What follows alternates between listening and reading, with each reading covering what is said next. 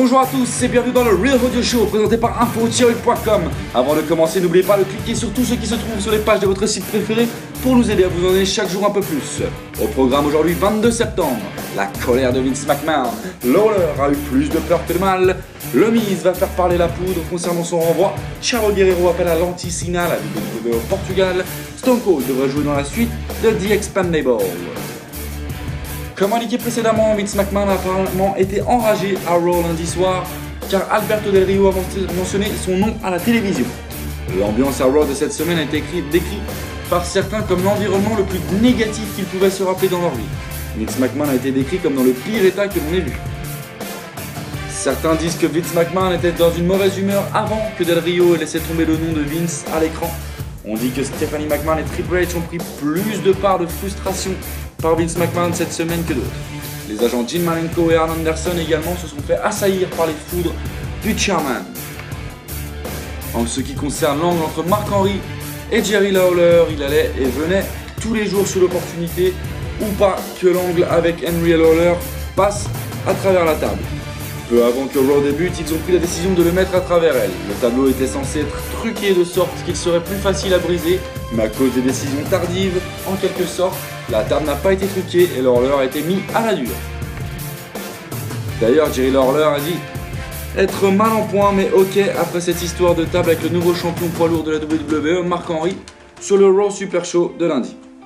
Comme indiqué précédemment, Lawler sera absent lundi prochain, mais parce que la WWE veut le garder hors de la télévision pendant une semaine pour vendre la blessure. Lawler, rassurez-vous, a obtenu un bon bilan de santé de tous les médecins. On enchaîne, lundi dernier à Raw, nous avons également vu le CEO de la WWE, Triple H, virer The Miz et R-Truth, dont les renvois ont été annoncés plus tard sur le site de la WWE. The Miz a écrit sur Twitter mercredi midi que lui et R-Truth se pencheront sur la WWE et leur renvoi sur les ondes de Sirius Radio First and Answer. L'émission était diffusée hier soir sur Sirius 210, XM 87, et nous attendons avec impatience les révélations choc du Miz. On poursuit avec John Cena qui se rapproche dangereusement du record du champion du monde historique Ric Flair qui en a 16. Le champ, quant à lui, en est à 12 titres mondiaux, 10 titres WWE et 2 de champion du monde poids lourd.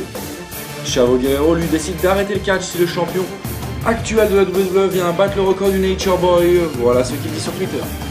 Si Cena bat le record de Ric, je ne regarderai plus le catch. J'appelle au boycott de Cena. Combien d'entre vous sont fatigués de voir Cena champion?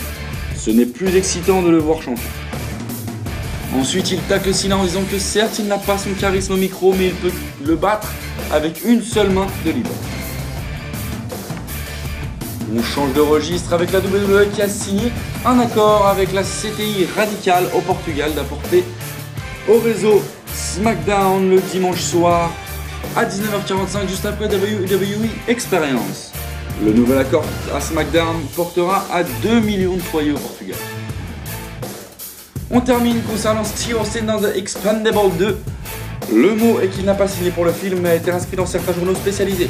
Austin a effectivement été contacté pour faire le film encore, mais est conscient de la publicité qui l'entoure. Voilà, c'est tout ce que l'on a pour vous aujourd'hui. N'hésitez pas à nous faire part de votre opinion sur tous les sujets proposés dans notre forum.